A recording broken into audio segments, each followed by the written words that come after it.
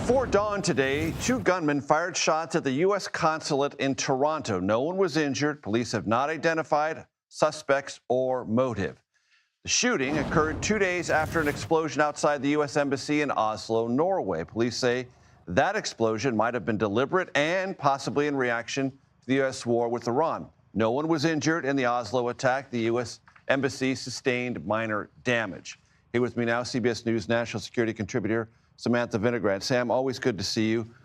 Look, this is heavy, so let's just talk about it.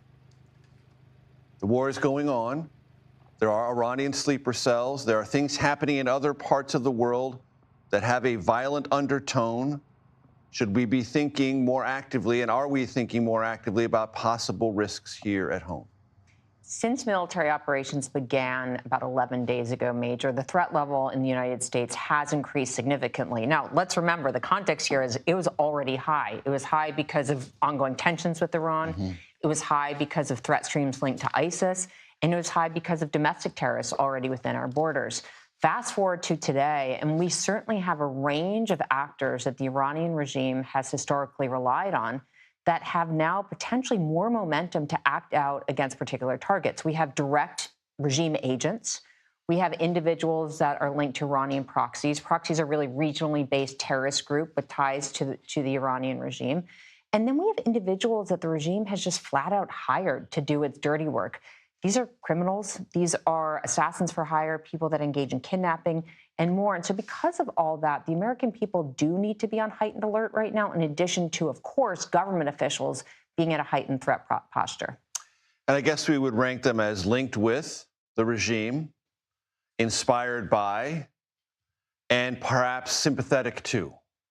Because there is some indication that the gunman in Austin was sympathetic to Iran. We don't know that for sure, but that would fall into this category, this range. With the advent of social media and the scale, scope, and speed at which content spreads, the range of individuals inspired by terrorist groups or geopolitical dynamics today is just so vast, and that's part of what makes it so hard to track them from a law enforcement and intelligence perspective.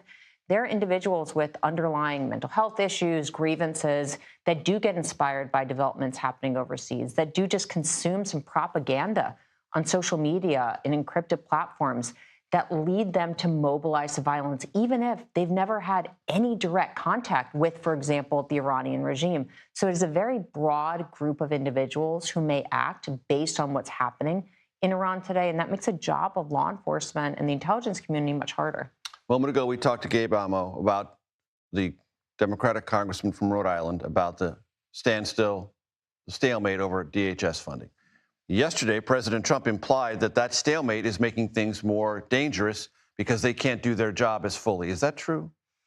I say this from experience. Keeping the Homeland safe requires a fully staffed, operational, and apolitical Department of Homeland Security alongside the FBI, alongside members of the intelligence community. And importantly, Major, it also requires really strong partnerships between the federal government and state and local partners. Those relationships have been hurt by certain developments in this country, particularly when it comes to immigration enforcement. At the same time, it also relies, you're talking about what happened in Canada, on strong intelligence sharing with foreign partners. We know things between the United States and Canada have been rocky right now. I really hope that in this moment, our foreign intelligence sharing partnerships are not just as strong as they were, but even stronger than they were when I left government 2 years ago. Sam Vinograd, always a pleasure. Thanks. Thank you very much.